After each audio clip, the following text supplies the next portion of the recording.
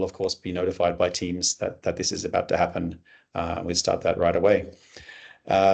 We ask you, those of you who would like to introduce yourselves, to please use the chat. And we, at the moment, we have a very large number of RSVPs. So we've currently disabled the microphones. That's the most manageable way to keep the conversation flowing in Teams. And so I would also ask you, when it gets to the Q&A, to please use the chat to share particular questions you'd like to ask, and then we will then reflect on those, and that should help us have a good discussion. The report that we're launching today is really an extension of a number of years of engagement around humanitarian coordination and leadership, particularly from a localization lens. And many of you, of course, know that for ICVA, this is a particular focus and concern of us. We've been tracking participation of national and local NGOs in coordination structures for some years.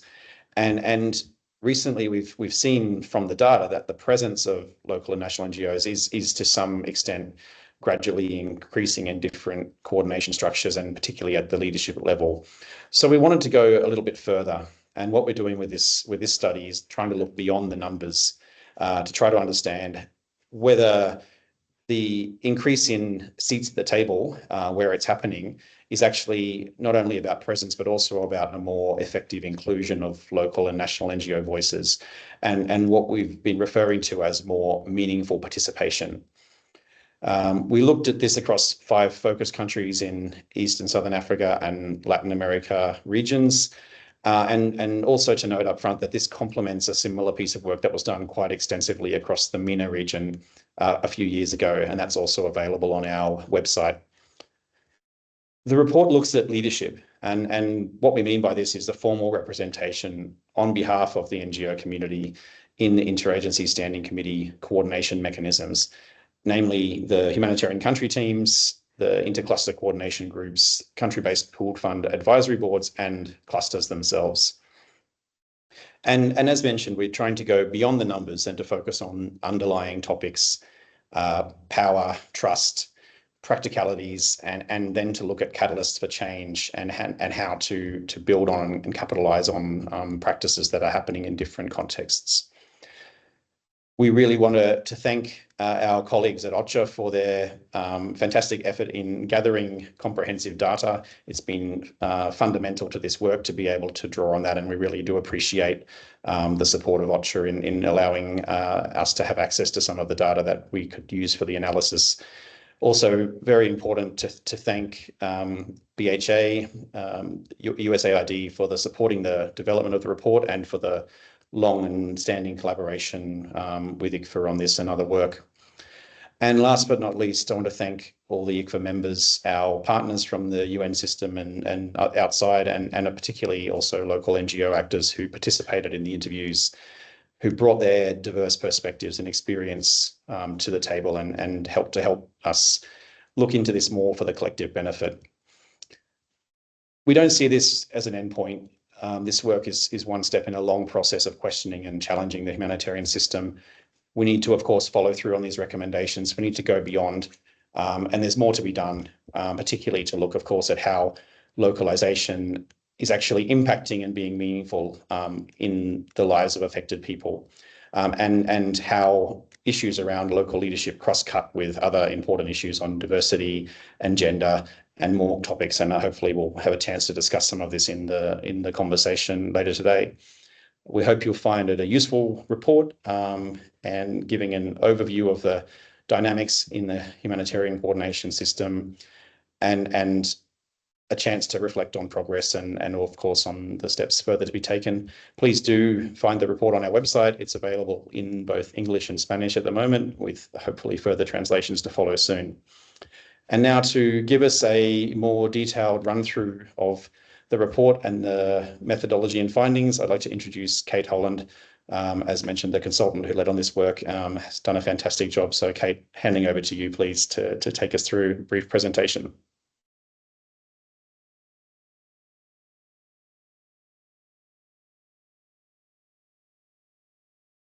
Thanks very much, Jeremy. So as Jeremy mentioned, I'm going to take you through briefly the aims, take you through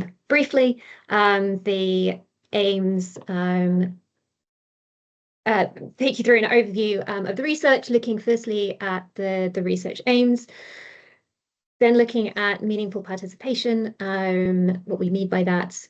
Briefly then at the findings by coordination body. The piece of work looked at HCTs, ICGs, clusters, and country-based pooled fund advisory boards. Key findings, and then some recommendations per body.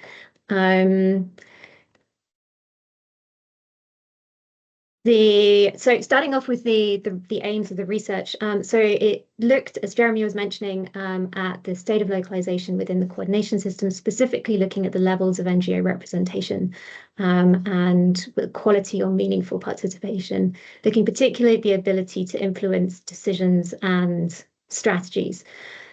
Methodologically, it started with a data analysis looking at some of the annual coordination mapping data that OCHA compiles each year, complemented by data from OCHA offices at country level on levels of participation.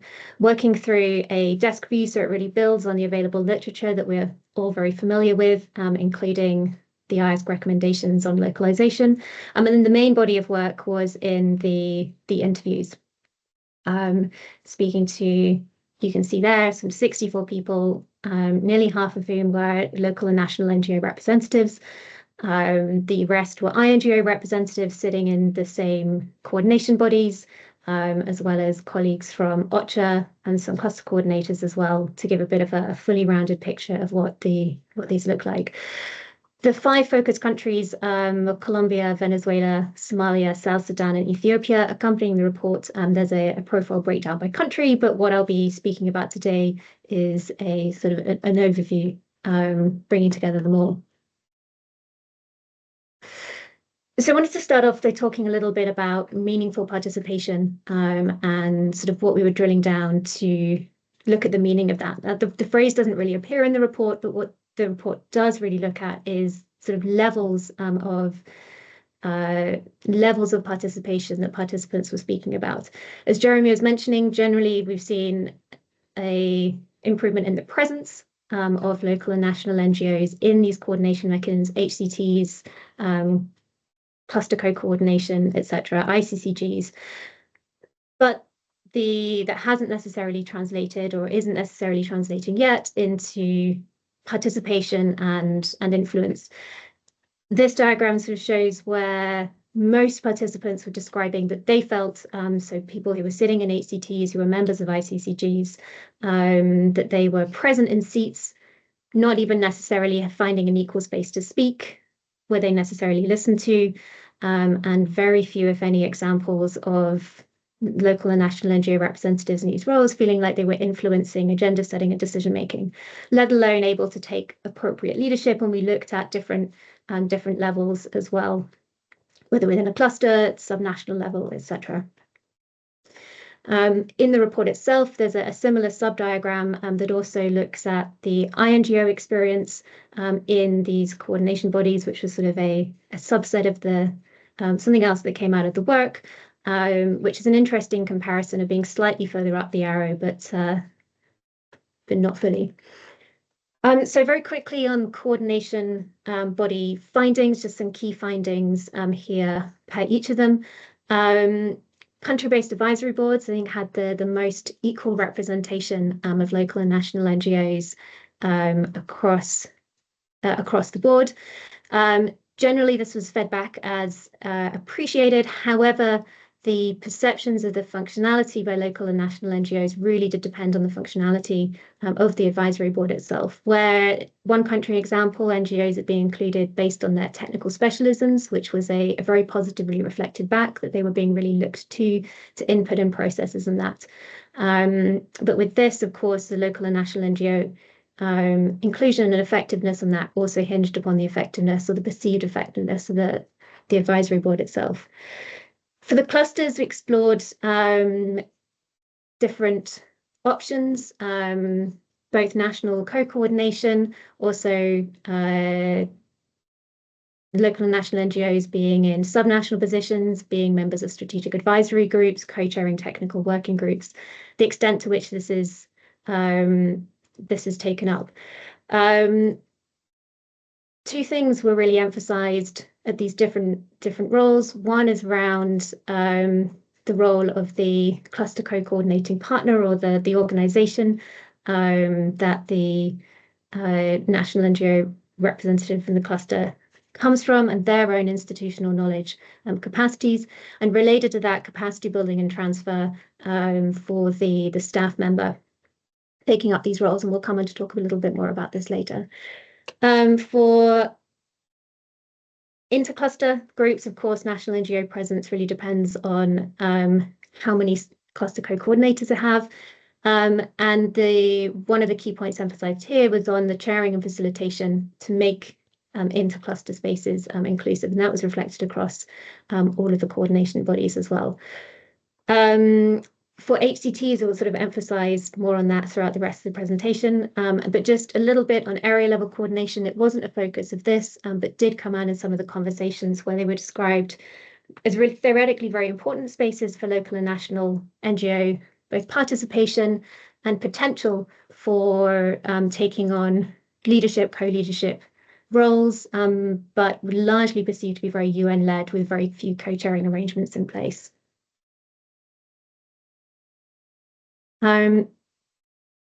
Sorry, my apologies. So in terms of key findings, one of the key findings, the key emphasis throughout was around knowledge and power.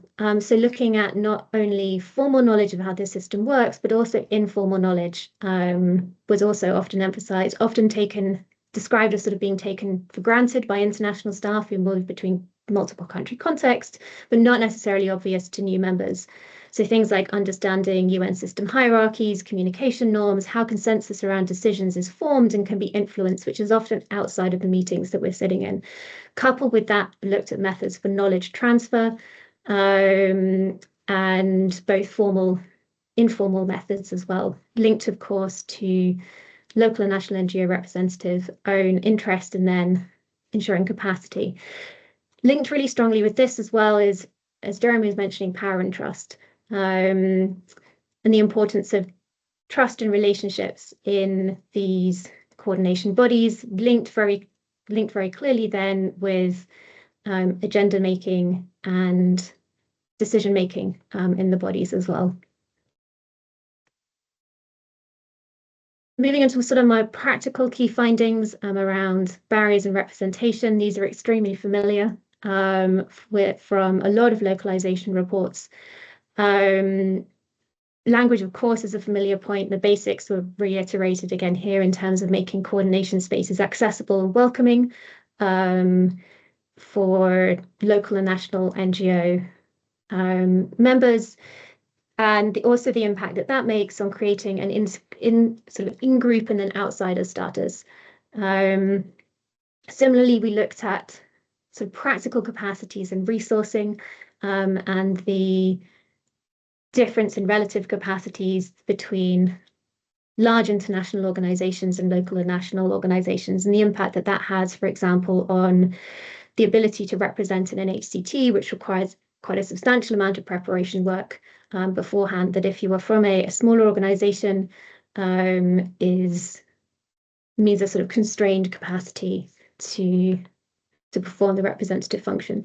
Linked with this as well, participants spoke about the role of NGO networks in really supporting these representative functions and providing some of these support roles toward local and national NGO representatives. So moving on to recommendations. Recommendations, firstly, towards senior leadership, looks really at catalysts for change.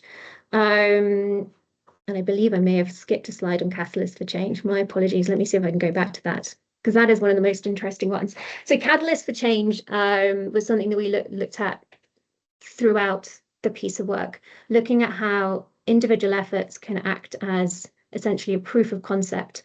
Examples of this that came out in one country. Multiple people in one country highlighted the work of one INGO and their localization commitments, where they complemented their programmatic strategy and localization with a push for inclusion of local and national NGOs in the coordination system. Practically, that looked like advocacy in the HCT for opening up seats for national NGO representatives. When those seats were opened up, working informally with the new members to support them essentially in an onboarding process, and other really practical, relatively small scale but impactful things like paying NGO forum membership fees for some of their own partners. In another country, participants really emphasized the work of the NGO forum in advocating and promoting local and national NGO participation, including through setting and then meeting its own localization objectives. And then global cluster supports was emphasized by a few, especially the cluster co-coordinators who'd really benefited from direct support to them. Again, this sort of formal, informal relationship that helped with onboarding and taking up their roles and understanding the system. Linked with this as well, leadership and facilitation matters.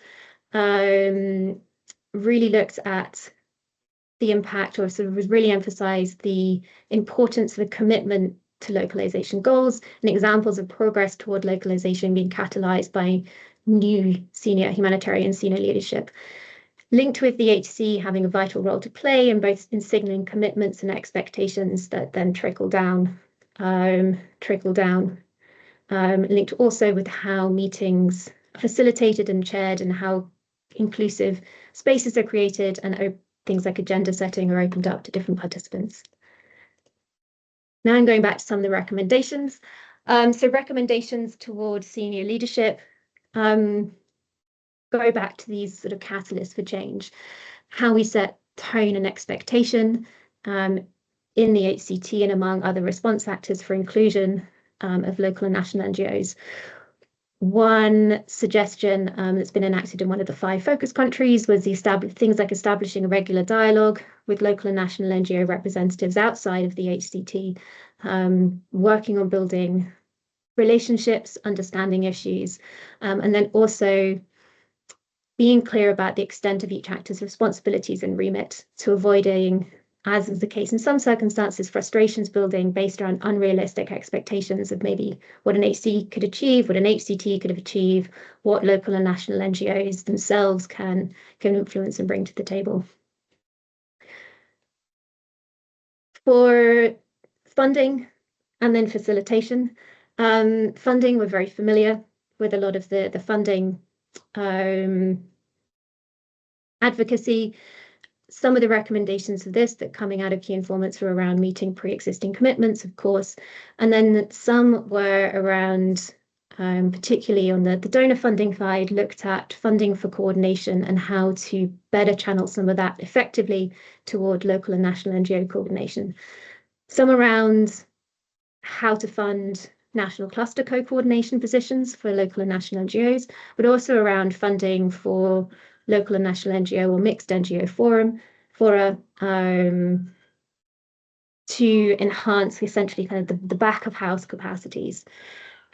And then on the facilitation side, quite a lot of the emphasis was around, I guess, the softer side rather than the documentation side, not just having a localization strategy in place, but addressing the participation barriers in the meetings that are facilitated. And then finally, looking at what I've termed here, again, inclusive environments, creating space for local and national NGO participation, the function of NGO forums as well in connecting and in knowledge transfer with local and national NGOs. And then for the local national NGO representatives themselves, both advocacy for inclusion, but then also around strengthening collective representation, which was often pointed to as a really key facilitating factor, especially say when sitting in the HCT, how to ensure that the local national NGO representatives there are really connected with their constituency, organisations, and how they in turn hold the representatives to account. Jeremy, I will hand back over to you. Thank you very much, Kate. Really appreciate that comprehensive overview. Of course, there's, as always, a lot more detail in the report, and we encourage all of you to have a read and welcome reflections after today's discussion, as well as during the conversation in the chat.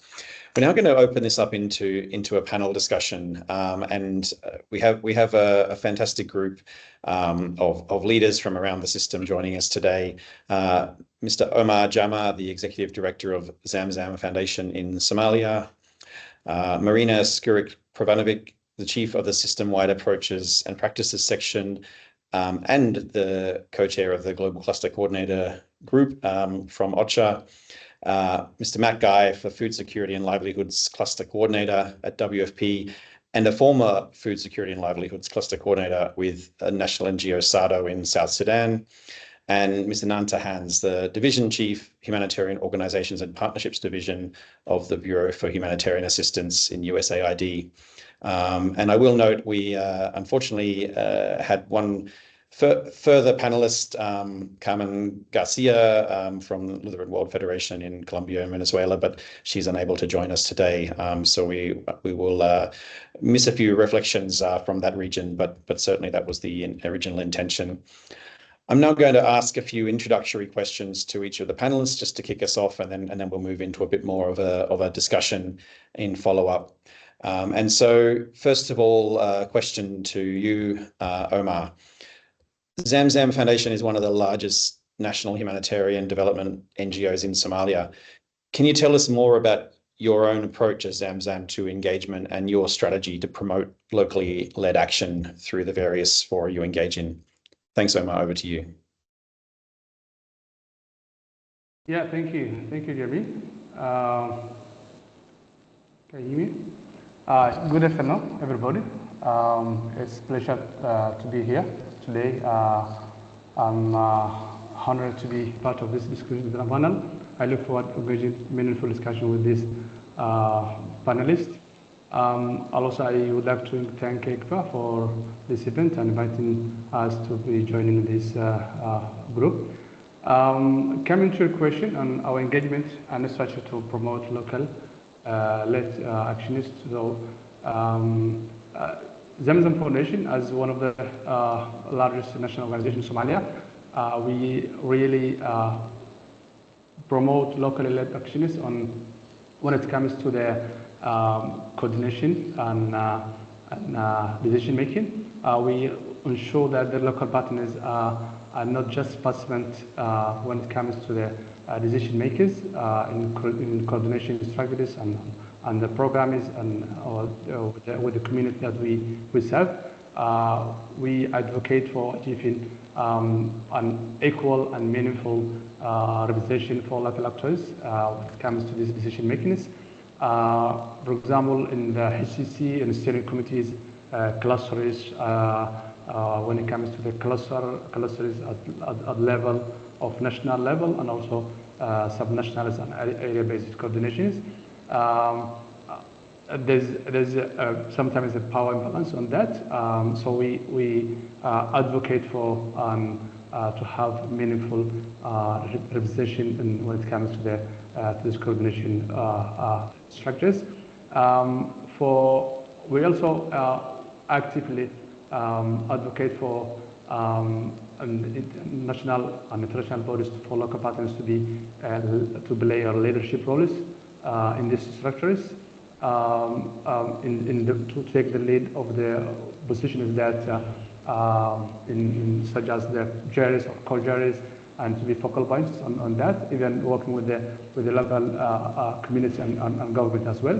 And so for that also to be the local organization to be able to take those roles effectively, we work and support on building the capacity of the local organizations, local actors to be very effective in when it comes to the decision makers, to get on enhance the confidence and also to know the system and also enhance the representation skills for that to be able to because when it comes to the as we know that there was a good improvement when it comes to the representation and participation, but in terms of decision making, in terms of the meaningful influence in the decision making, it become actually it's not to the level that we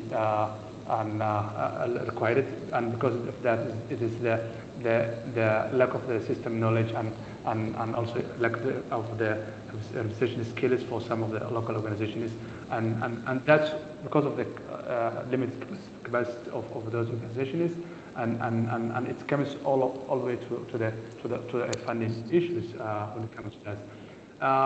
Also, we promote and encourage the local actors to be competently engaged in the high-level decision makers and advocate for local priorities, because they know the system and I mean they know the local context and can have meaningful influence when it comes to the local context and engagement with the local communities. We really do this through our active advocate in all levels of cluster meetings and what's called working groups and etc. So we have been since the groundbreaking, we have actively working on that, and really we appreciate that there's a lot of achievement on that, but a long way to go to have the meaningful and the power balance of those organizations. Over to you, Jeremy. Thank you. Thank you very much. I really appreciate those insights into how you're engaging at the systemic level. I wanted to ask a follow-up to you around the work of Zamzam Foundation itself. Your organization is working across a number of sectors, WASH, health, education. So I was wondering if you could share with us a bit about how are you able to participate in the respective clusters or technical working groups? How do you maintain the right capacity to influence in these spaces, and what are some of the value adds you see of doing this? Thank you.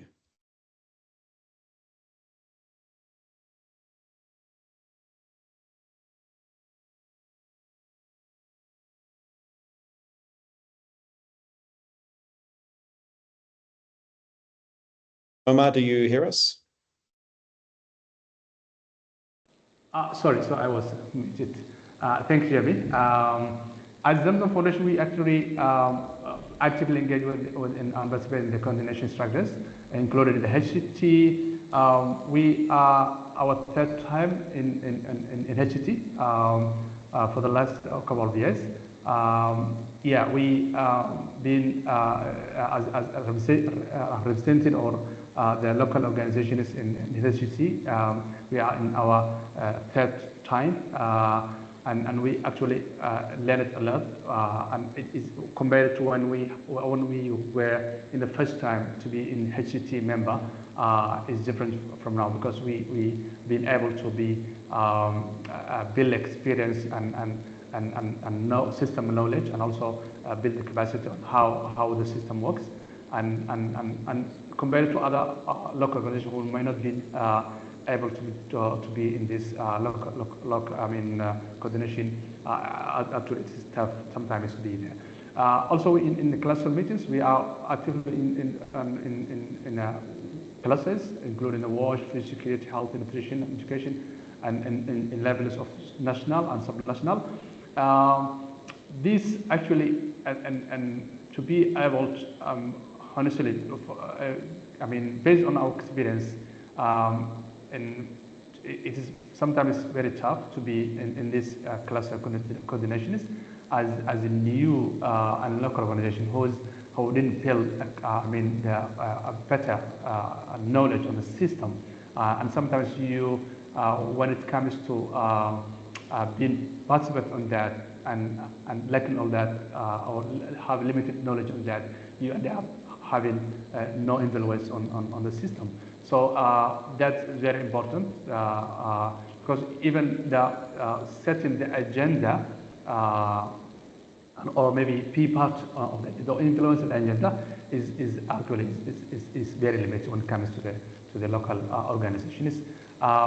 So we actively actually promote and push for that the local organizations be able to not only participate but also have been given I mean, pathway that they can influence the agenda and decision making, and during our participation in those structures, actually we've been able to influence into good way that because we know because the knowledge that we have in the local community and local context, that sometimes a decision that been made was actually meaningful to the local community and to the local organizations. Because I mean, having that knowledge on the context and being able or being given the opportunity to influence a decision making in such a high level would be actually a good input to the local community when it comes to the delivery of humanitarian and initiatives to the local community. Thank you. Over to you, Jim. Thank you, Amar. Very much appreciated. And we'll come back with a chance to have some further questions and responses from Omar later. Colleagues, I'd like to ask you if you do have any questions that emerge as you're listening to our speakers, don't hesitate to put them in the chat, and we'll try to cover as many as possible. We also received quite an extensive list of questions during the registration process for the event. So thanks to all those who sent questions in advance and helping us to shape the discussion. I'd now like to turn to Marina. Marina, thank you very much. And again, extending our gratitude to all the support and collaboration we've had with OCHA around the foundations of this exercise. Could you give us a quick overview of how you as OCHA approach the data gathering side and particularly the annual mapping of the coordination structures that you undertake and which has been so richly informative for the past few years in terms of the numbers of participation in different structures? Thanks a lot, Marina. Over to you. Sure. Thanks, Jeremy. And a pleasure to be with you and a pleasure to always support ICVA and the agenda of localization, which is very close to our hearts. So maybe just explain a little bit how the survey runs and where this data comes from.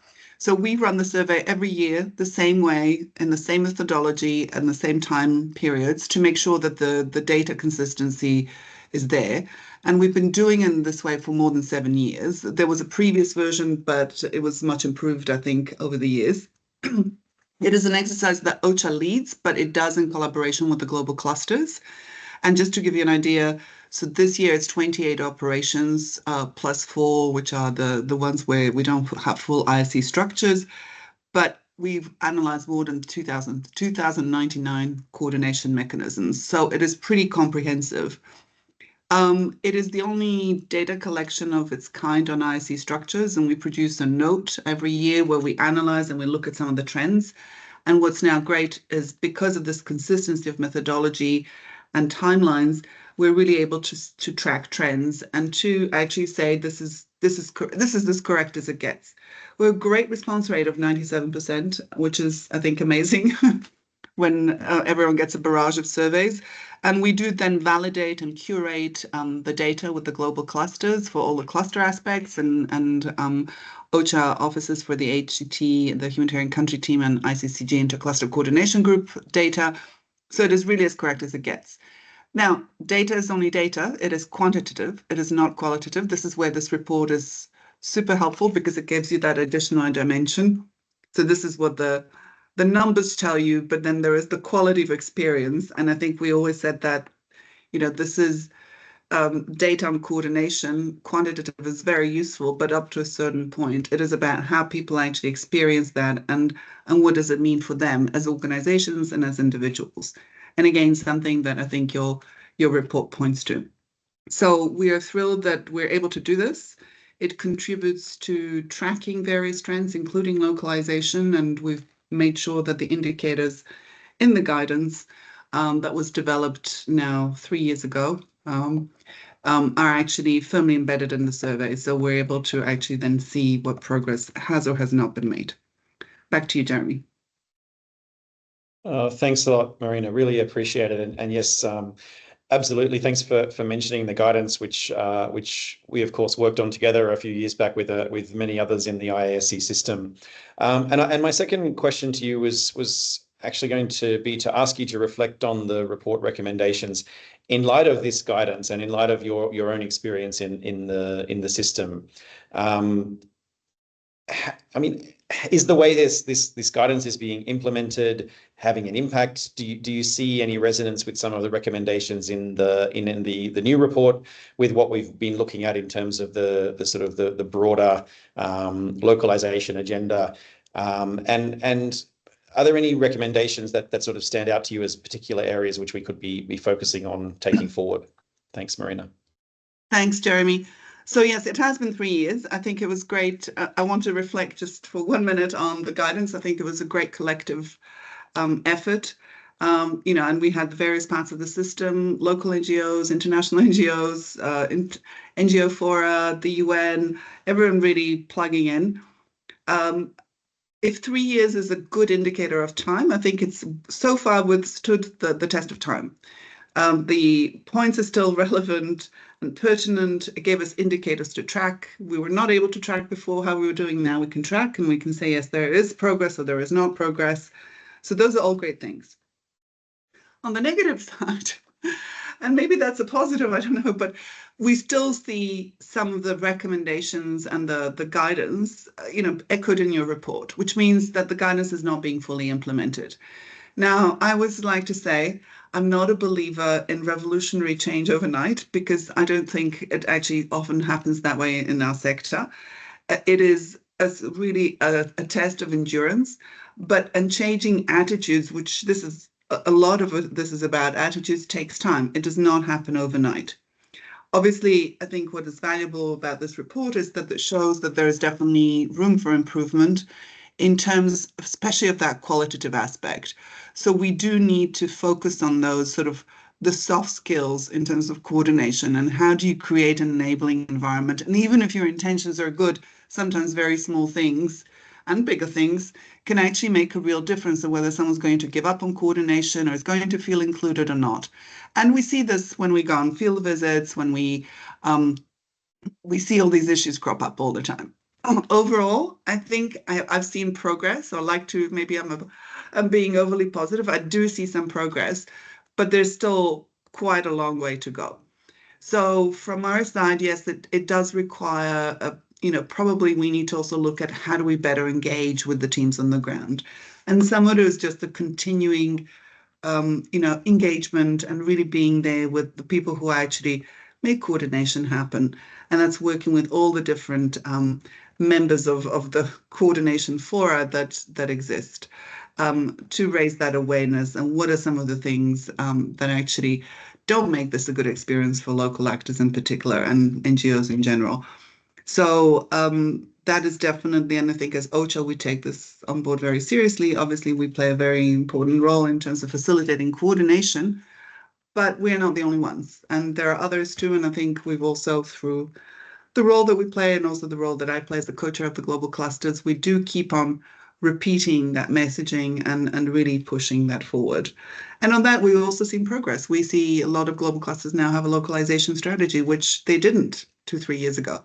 So there is progress, but is it quick enough? Is it good enough? That is the big question. Thanks a lot, Marina. And I think, some excellent points and questions there. And thank you for also having the nuance of the positivity with the challenging aspects of this being endurance. And it is, for those of us involved more in the policy side, we do spend a lot of time chipping away. And it's really important to look at what's actually happening in operational context and see how these are being implemented. And that's what we've definitely tried to do with this piece. So thank you very much. We'll next turn to Matt. Matt, you have a bit of a unique position here as you've sat in the cluster coordinator role, both for a national NGO and for a UN agency, and that your change in role actually happened between the time we did the initial interviews and the time of the launch. So congratulations on your new role. But firstly, we'd like to actually to rewind a little bit to your experience formally as a cluster co-coordinator with the national NGO SADO in South Sudan. And I would like you to reflect a little bit on what levels of support you received at that time to be able to fully take up that role, including from the cluster lead agency, from your co-coordinator, from your former organization. How well supported were you, and what are your reflections on that time? Thanks a lot, Matt. Yes, thank you, Jeremy, and colleagues and ICVA for convening this workshop webinar. And I'm happy to see that the recommendations are really robust and I think well placed from the discussions and conversations that you have done and we have heard from South Sudan and of course other countries. Basically, yes, my role is quite unique now because I was formerly a co-coordinator with SADO and now I've come to be a formal cluster coordinator with WFP. But notwithstanding that, I think this has been quite an interesting journey. I joined formally the coordination in 2023, and at that point in time, for the National NGO coordination, because in South Sudan, the cluster system, FSL cluster, we do have the coordinator and then we have the two co-coordinators, one national and one international NGO. And ideally, I think from the support side, we really got a lot of support, especially on the training side, whereby we had support from the global cluster and the cluster lead agencies, whereby we usually do have webinars, and usually the co-coordinators are invited to the same webinars as the coordinators themselves. And the unique opportunity that also came to me was that we were invited, or I was invited for the global coordinators retreat, which is much more of an agenda setting meeting, whereby all the global coordinators around the 28 clusters in the world go and maybe and discuss on the strategy and how to implement it for that year. So we do the agenda setting at that level and then come back in country to implement it. That was one of the biggest eye-openers that I saw when I started my role. Furthermore, down in country, the CLAs played a great role because they usually ensure that we get support in terms of the seating arrangement. We do have a central cluster office hosted at WFP for South Sudan and other countries FAO, because we have two cluster lead agencies. And also they do cater for some of the support. Let's go into the field, especially having field visits and supports to the subnational cluster coordination mechanism. So we get support directly from the CLA agencies.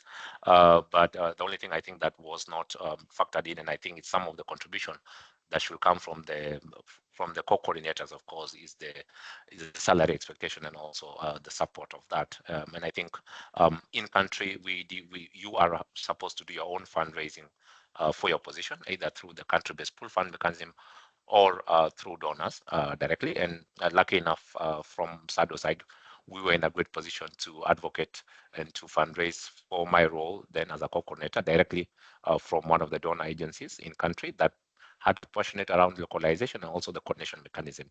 So what I'm trying to say is that there are opportunities in country that national NGOs could be able to look at, depending on where you are, to participate in the co-coordination roles. Because ideally, I think the national NGOs have the capacity in country, but it's just that some of them will shy away from getting into this role because of the funding mechanisms, of course, and sometimes, as you know, due to donor restrictions and of course the risk aspects, sometimes national NGOs do not really get direct donor funding, so to speak, and it's quite difficult to maintain or sustain these levels of capacity in these organizations and the commitment that is needed, of course, in the cluster system, which is 100% or 80% to work with the agencies and also 20% arrangement that you have with your own parent agency. So in a nutshell, all the stakeholders come in and they play a great role in the support. And I think this is support that has actually strengthened the role of the national actors in our country. The ICG level also support is really there. I think South Sudan, I don't know about other countries, but we have about 3 to 4 clusters that have national NGO representation from the co-coordination from the co-coordinator role to roving coordinator roles, and also to traineeship roles when you're talking about other clusters. And so, of course, there are different levels of responsibilities, but the fact that it is actually embraced in country, it shows a great shift towards recognizing national NGO voice on the table. And of course, this is something that I think will continue from what I'm seeing, given the fact that I was able to actually even bridge and go to the full coordinator role. And my previous position, which is a vacant position, has been taken by another national NGO. So it means that the structures will be there to remain. And of course, the transition is not affected by anything, because there's always that space that has already been created for the agencies to work in. I also see already, as I already transitioned to this role, the person who's going to come and take over my role is already been enrolled into a coordinator training that is going to be done next month. That is being done by the global cluster, and that's something that the global clusters have noted are ensuring that the national agencies who apply in those countries are actually facilitated, so to speak, to attend this training 100%, just to ensure that we have a bigger reach of the national agencies' participation in the coordination architecture, so to speak. Over to you, Jeremy. Thank you very much, Matt. That's fantastic insight, and really appreciate the reflections there also on your role at the time, and then the transition. If you don't mind, I'd like to delve a little bit more deeply into this this changing of roles, because we find it a really great example of shining a light on some of the areas that are in the report. In terms of the transition from a co-coordinator to a coordinator role in the cluster, what have you seen to be some of the changes in your ability to influence, and what are some maybe takeaways from this that you're going to bring forward when you're engaging with the new national NGO co-coordinator, and indeed other local and national members of the cluster? If you could reflect on that, that would be much appreciated. Yes, Jeremy, thank you very much. I think the transition was quite a smooth one, because we did a great role. As I said, the co-coordinators and the coordinator in this system, we've been working together a lot, especially in development of the strategy and also in the actual coordination. As in there's no seemingly to be a power dynamic differential. And I think our roles were very much well placed. In light of that, what I mean is that we have this kind of division of labor in the cluster system, or in our office, whereby we look at specific tasks differently, separately, but work together in ensuring that they are achieved. Of course, the primary responsibility lies with the co-coordinators leading certain streams of work.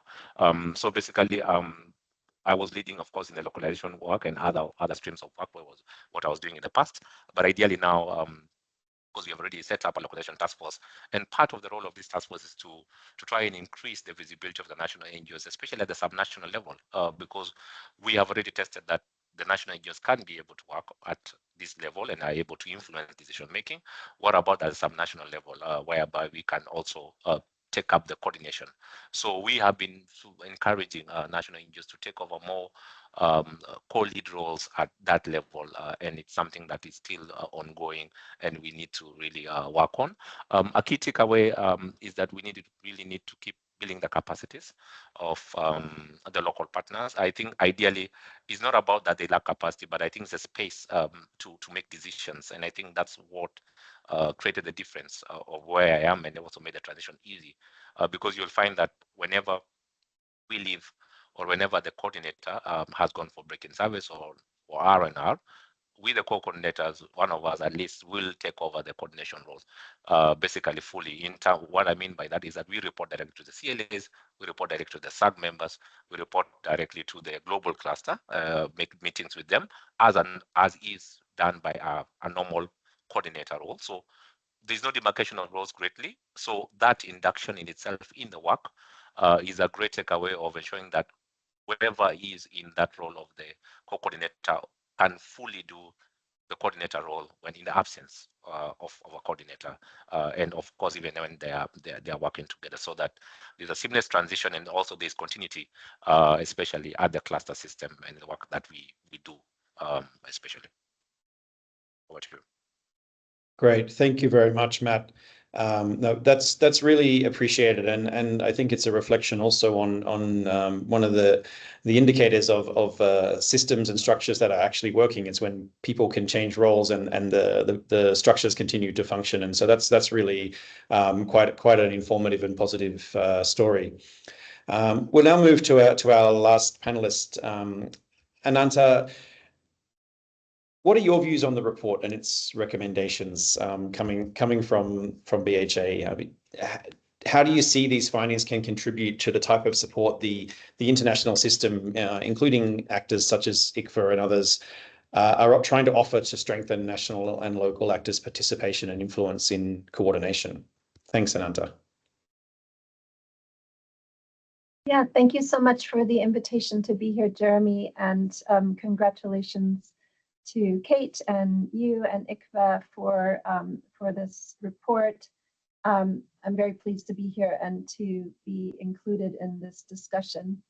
And we really appreciated the report, have worked our way through it, and we thought that the findings underscore the importance of inclusive, collaborative humanitarian frameworks, which resonate very strongly with our own goals here at USAID, and specifically also in the humanitarian context for us here in the Bureau for Humanitarian Assistance.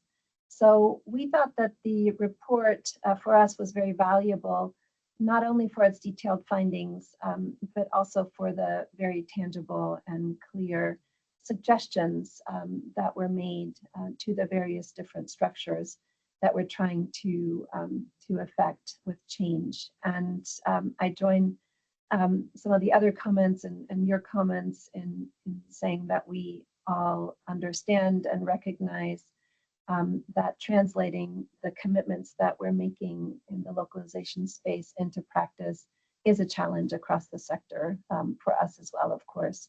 And so the practical steps that Kate provided in the report, I think, are something that we're really going to be looking at in our own work. And so we, of course, we're in a donor role. We have a bit of a different approach in this context. I guess maybe I can mention that we saw strong synergies between the report and a policy which we here at USAID recently launched, which is focusing on locally led humanitarian assistance. But we think that specifically by identifying the systemic barriers, and I believe Marina also was touching on this in describing the survey work that's being undertaken, that the findings will equip ICVA and similar networks, but all of us really, to figure out the strategic roadmap ahead for advocacy, for direct engagement, and how to tackle some of these challenges that we're still continuing to identify. Great, thank you very much, Ananta. And maybe as a follow-on question, are there any of the recommendations that you find particularly well aligned to the policy on locally led humanitarian assistance? Are there any that you would see as particularly key or that could be implemented? And from a donor perspective, what could be some steps to operationalize these? Thanks very much.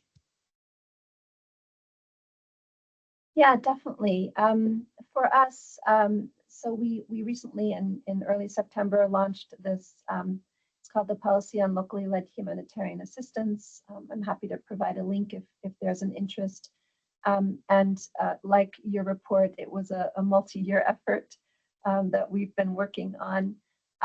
So for us, and recognizing our position as a donor, the policy focuses on creating or supporting, I guess I should say, a humanitarian response system that places local actors at the center, and acknowledging that the most effective and resilient solutions often come from those directly affected by crises. That's what, based on a lot of experience and many years of work in the humanitarian context for us.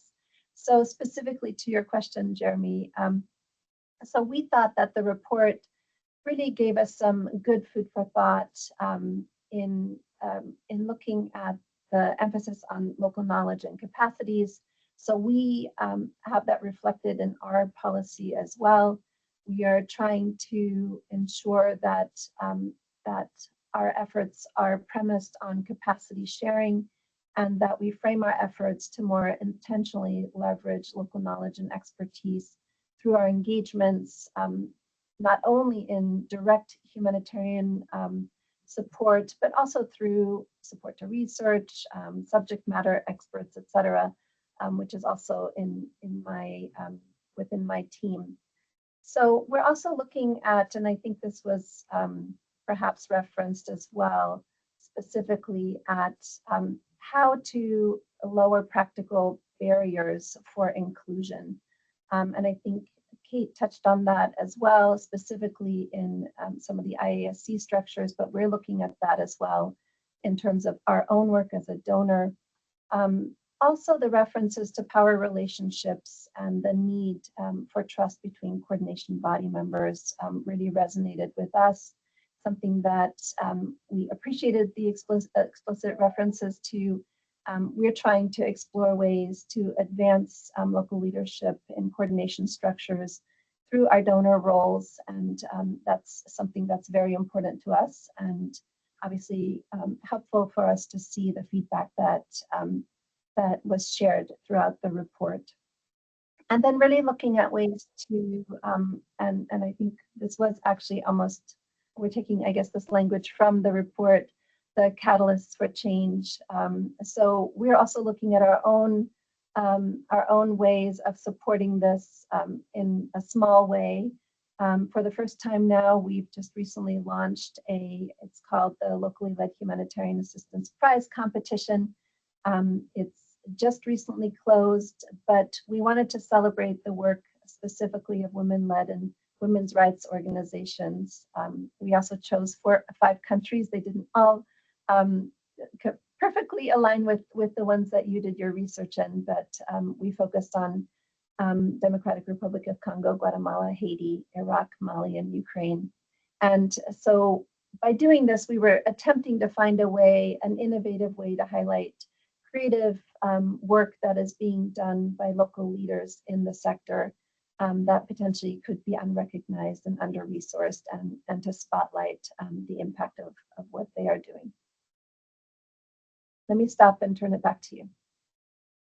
Thank you very much, Ananta, and really appreciate you highlighting that example also of one of the sort of more practical steps that BHA is taking to try to engage in a recognition of good work that's being done and positive practice. And I think for all of us in this sector, we are often very critical, and it's great to have a moment to reflect on some positive stories of change as well.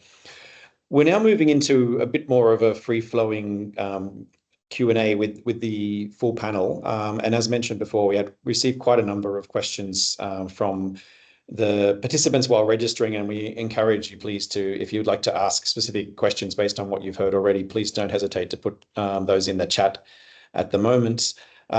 Maybe I'll start coming back to Kate and to Omar in particular with one question that came up, actually a little bit more around the way we've defined or approached meaningful participation. I mean, do you think there's any difference when different stakeholders are considering what it means to participate meaningfully in these structures? Do you see, I mean, Kate, in your research, and Omar, in your own experience, did you see any any kind of different value being placed on the type of roles stakeholders play in the coordination structures? And do we need to explore meaningful in more detail beyond this piece of work? Maybe Kate, over to you first. Thanks. In terms of different values being placed by different stakeholders, yes, I would say so, and then also linked to what different types of stakeholders get out of the coordination mechanism. I think this was quite clear when I was speaking particularly to participants in HCTs, that participants in HCTs and what decisions are taken where in terms of humanitarian assistance strategy, and then who participates in those. And I think some of that was definitely coming out of the interviews as a frustration in terms of it not being clear and transparent where different types of decisions were being made, which stakeholders were involved in those types of decisions, because we know that in the way that the IASC system works, there are some decisions which are very UN focused, for example, that are not necessarily going to be ever engaging NGOs, and where these were, I guess, more known and more transparent in that, I think there was a much more collaborative effort to know which types of issues people were then engaging on, to then know what they can influence, and then that falls out as to sort of how they can influence. And then that speaks to the different levels of meaningful participation, where any NGO, whether international or national, sort of has a stake and might be able to be influencing decision-making, and where they might be providing maybe information or inputting in a different way. So yeah, I think breaking down meaningful participation also by then what the forum they are engaging is output to, and then what types of decisions can and should be made within that.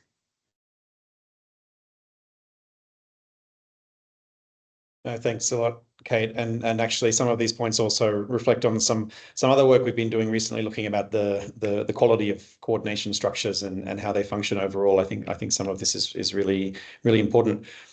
Omar, you mentioned before that Zamzam has been on the HCT for the third time now. I mean, has the participation become more meaningful over that period, and what has been a factor? Is it understanding the system better, or is it that others in the system are understanding you better? Do you see the relationship and the role that your organization plays vis-a-vis the UN or the INGO representatives has changed in that time? Yeah, thank you, Jeremy. I mean, practically is that whenever you, become in HCT, more times maybe you get a lot of experience how the system works, and you get more knowledge and in-depth knowledge on how the structure being formulated. And that gives you that more, you understand and can make a kind of meaningful participation, meaningful, I cannot say influence, but at least, meaningful information or what's called discussions. And I remember the first time we've been in the HCT, I ended up a lot of times, a lot of them that even saying, or not participating in the discussion and not knowing how things are going on, because you don't know how the agenda being set and where things are going on, and you end up that you understand nothing on what is going on. And reflect, even sometimes you see that discrepancy on what you see as a local person on reflecting the community needs and understanding and what is going on in the HCT or in that coordination meetings, so that you don't know how you can provide an input to that. So. Being in the third time in HCT, now we at least now how we can where we can start and how we can advocate for even to set contribute in a certain agenda. For example, in our HCT now in Somalia, at the moment we have been able that we, as a national and international organization, that we set up a monthly meeting with the OCHA in order to contribute the agenda setting and before it being done. So there's a planned coordination meeting between the representatives of the NGOs and national NGOs with OCHA. So then we provide our input to the agenda so that we been able to have meaningful participation. That came out after we have seen that the discussion that's going on, even it was hard for the NGOs businesses to observe how we can make meaningful influence on that.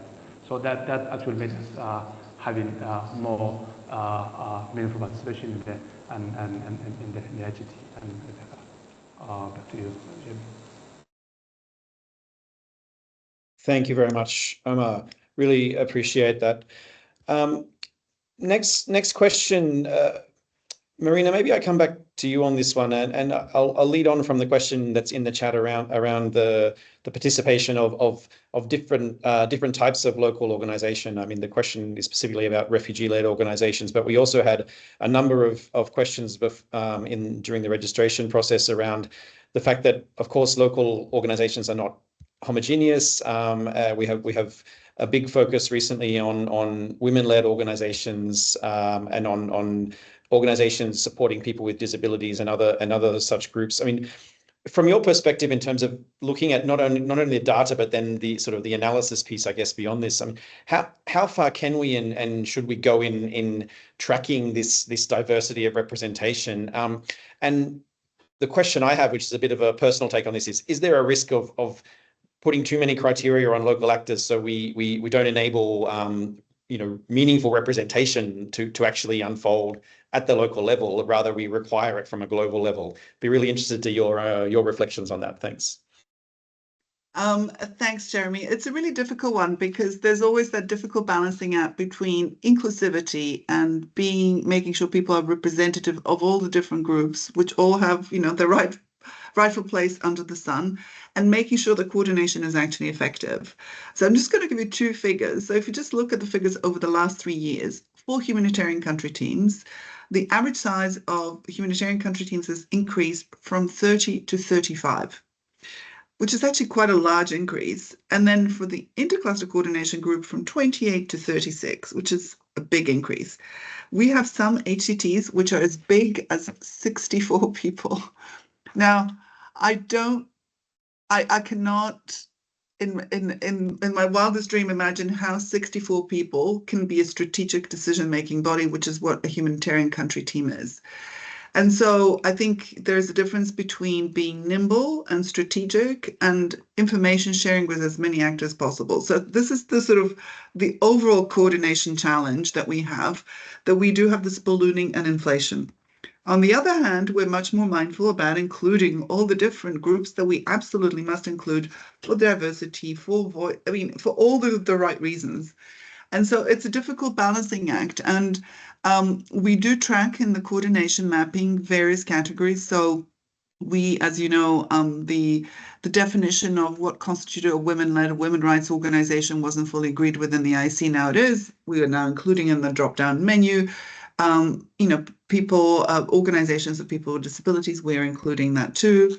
But there is a limit, how far do you go in tracking that? And that's going to be our challenge. And I think we will try to the best of our ability. I do want to say a refugee-led organization, I'm not saying they don't belong in IC context. They may be there, but also to be mindful that often refugee setups are then, under a different setup, which is the one that's coordinated by UNHCR. Although they have also signed up to the IASC guidance, and I think, abide by the principles. They could speak for themselves, but I don't think there is an issue there. But I'm just noting that there is a slight difference. So, in short, I think we will do our best. There is the danger of fragmentation. And, what happens with organizations that identify as both representing women and refugees? Are they a women rights organization, or are they a refugee organization, or are they both? So you do get this myriad of intersections. So we will continue to aim to include people as much as possible. I will note that not everybody needs to have every single type of organization. a strategic level strategic type body, such as a humanitarian country team, is probably looking for a slightly different profile than an intercluster coordination group or a cluster. So I think it's also about all the different actors being really aware of what are the expectations from that group, what role are you meant to play, and where does your organization, where is the natural fit? And also, of course, overall looking at how do you represent a much larger body of local organizations that you may need to represent, which presents its own challenges, some have noted. So a forum, will have a much more difficult job in consulting with a much wider constituency, which might actually have very different views on different issues that are being discussed. So these are all the challenges of coordination, which is our daily bread and butter. So we're well aware of them.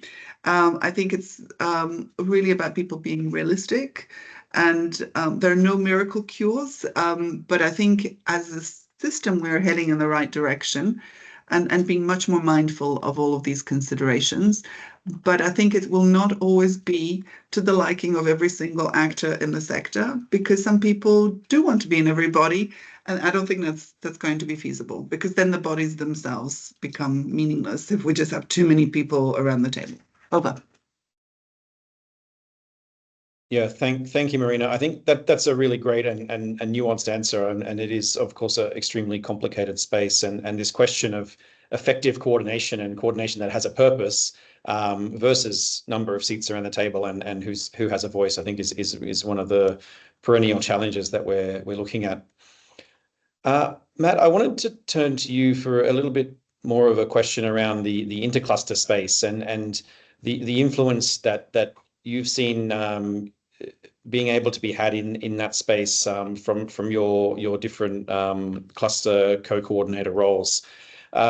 Lately, there's been a lot of discussions in the system around the role of the clusters and the approach to prioritization to really ensuring that our humanitarian responses are targeted and are really focused. And I think in a context such as South Sudan, I'm sure this is a extremely difficult dynamic to navigate. So I'd be interested to hear how you feel as as either with either of your former hat or your current hat on in that space, that the local actor voice is able to be represented and heard in that intercluster kind of negotiated space. Thanks, Matt. Over to you. Yes, Jeremy, difficult question, I think, around prioritization. But I think, the role of the cluster is collective. I think, as you said, there are structures in place and systems in place, because for what we do as cluster coordinators, and of course we have other people in the teams, is to just to analyze the data and to interpret what we have in front of us and bring it to the table. So when you talk about prioritization and what we discuss around the joint intersectoral analysis, for example, is usually already data sets that have been put in place, weighted averages, and we can already see which kind of locations need to be prioritized more than the others, depending on the severity. But then again, of course, when it comes to the level of now looking at the different contexts and what are for example, South Sudan is just implementing a shock-based HNRP as opposed to the chronic needs-based. And ideally, you have to be very particular in the reasons, and even articulating very well why you have certain location X should be more prioritized than location Y, while the whole country, of course, is in need of humanitarian intervention. So this kind of discussions are quite difficult. I think the involvement of course of all the parties, including the INGOs and national NGOs who are part of the core cluster of the coordination, is key in this. And I think especially for the national actors, and I've seen this in the discussions we have had recently and also last year, you find that they bring in more context into the discussions. When you talk about the granularity of the information, they bring in more context and analysis, and it plays a very key role in decision making, for example, or convincing other clusters. We talk about the intersectoral.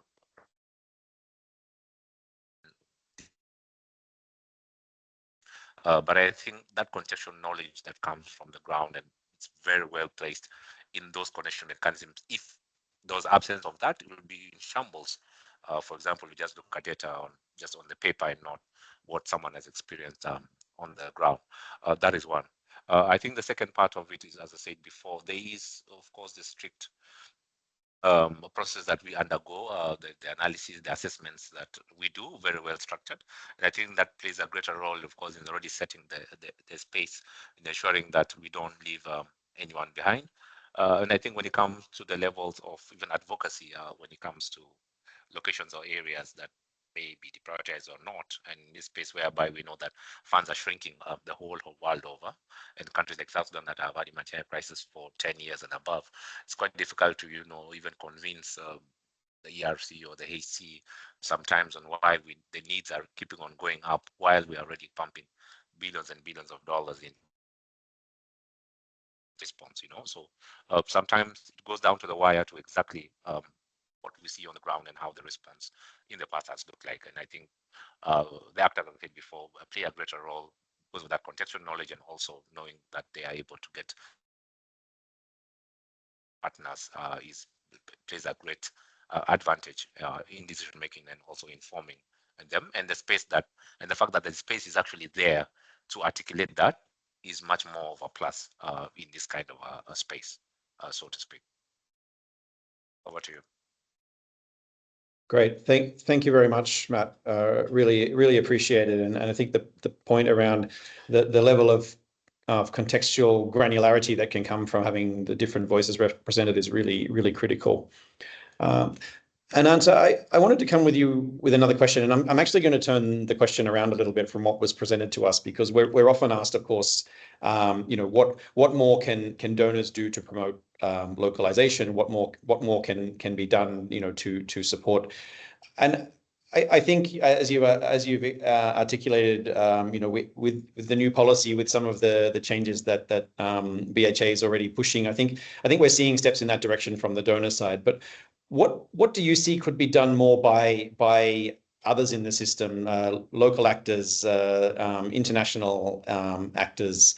I mean, what is it? Is there any area that you would sort of highlight and say this is something that we should be bringing more to your attention in your role or your counterparts in other donor organizations? Is there any area you see where you feel we could be bringing more evidence, more analysis, more pieces of the puzzle to actually help make the case for change that I think we're all here agreeing that we're trying to make together? Over to you. Thanks.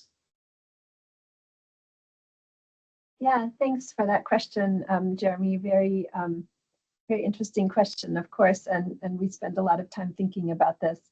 I think there are so many efforts ongoing across the system, so many great examples that are continuously being highlighted of across various partnerships that have been created in order to ensure that we have a more inclusive and representative humanitarian system. I think the challenge of data and examples is how to ensure that these resonate across contexts, trying to figure out, and this is sort of where we are, how to learn from these experiences, what is country specific, what is sort of more applicable across the entire system. And we're trying to ourselves develop examples by ensuring that we have a learning agenda attached to our policy. For example, I mean, as you probably know, and I'm sure this is complicated to maneuver, but every donor has their own sort of bureaucratic and administrative realities, and so the challenge of trying to find solutions that I think work across donors is probably pretty difficult.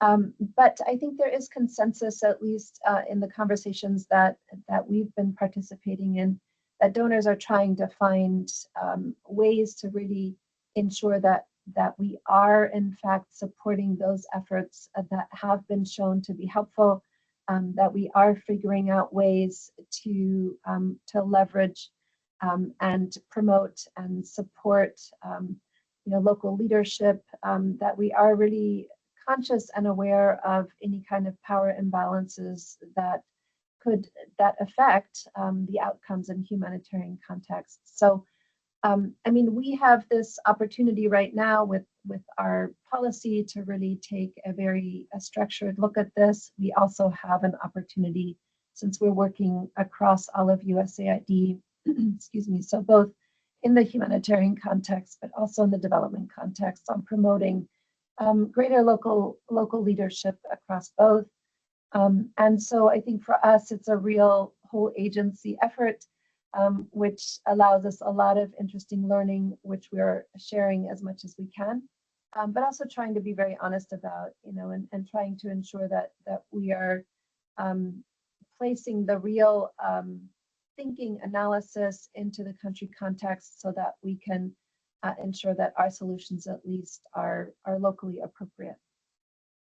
Let me see if that's an answer that's helpful for you. Over to you. Absolutely helpful. Thank you very much, Ananta. Really appreciate your reflections there. We're almost out of time, and I do want to highlight the comment question in the chat from Tim, and thank you very much. I think there's a few areas, and I mentioned at the start, there's a few areas that we're aware of that we need to work on. There's also a few areas that we as ICVA and others within our membership and beyond are also looking at. And I think that the question of where local action is happening, what does it mean in relation to risk transfer and other types of factors in the system, and you know, how the fabric of humanitarian responses is shifting in contexts where there are really heavy security, bureaucratic blockages, etc. I mean, these are areas that we're looking at in a number of cases at the moment. What I'm interested in extending that point to is also this idea of reflecting on when do we see increases in local actor leadership? Is it happening in sync with spaces where we're seeing increases in local actor engagement, or is it happening in other spaces where systems are perhaps more established and the dynamic of the response is more stable? I think we probably need to look more into this, to be honest, in terms of having a broader number of countries under focus and actually examining this, and also I think particularly getting to some of the subnational coordination structures in a bit more detail, because this is often where I think some of these particular issues really manifest. So I don't know if it's an answer there. And others from the panel, if you have any reflections on that particular question, please feel free to jump in. But I'd say it's certainly something we need to look at more, and to look at also at the correlation of leadership with the increased role of local actors. Ananta, please. Yeah, just a brief comment for us on this. And Tim, thanks for the question. I mean, we are very concerned about, and the bottom line for us is the risk issue. We do not want to unduly transfer risk to local organizations, and so would be concerned if that would be an underpinning concept. I think you know, we do see a role and try to acknowledge a role for various different parties and humanitarian organizations in different security contexts, as you were suggesting, and the different roles that they can play just simply by their presence, etc. But very concerned by the idea that potentially local organizations would be putting themselves and their staff into greater harm's way. We certainly understand they may have other access, but there's a responsibility that we as a donor at least feel for all of the organizations with whom we work, that they and their staff are safe and can operate safely. Back to you. No, thank you very much, and I think the issue of risk transfer and duty of care for staff and humanitarian workers more broadly is absolutely in focus for so many of us at the moment. So thanks a lot for highlighting. Marina, over to you, and then I think we'll have to move to wrap up. Thanks.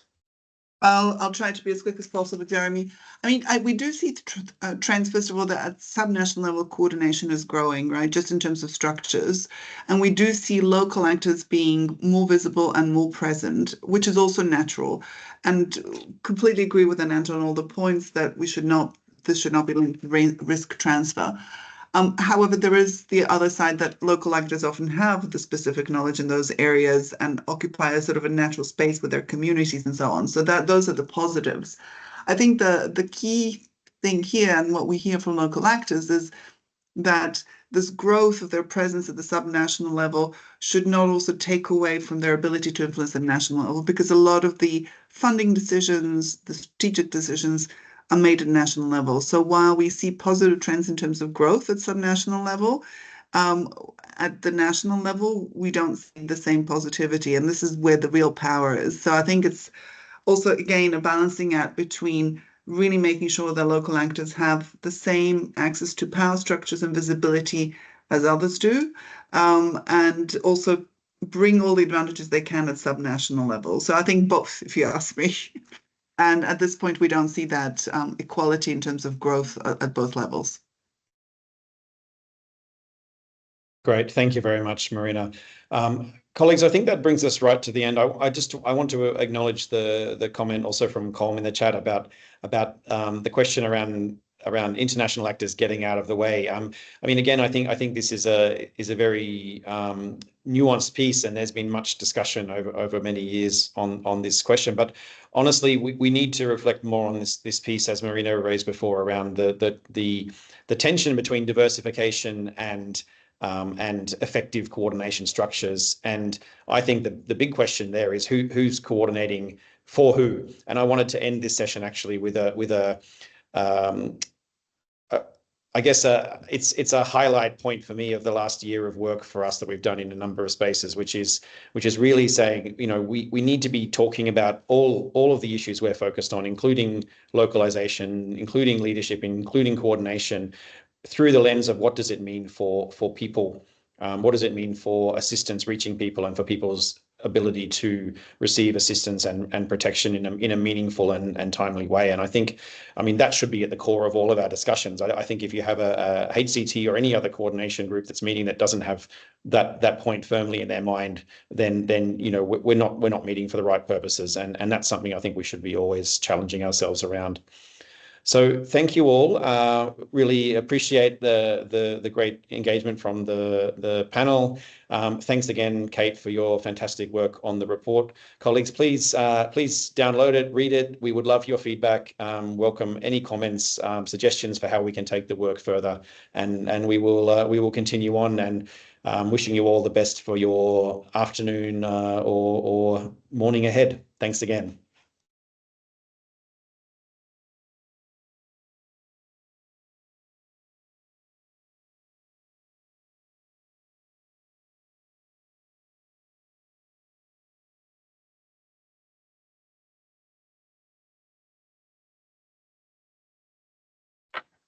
Thank you. Bye.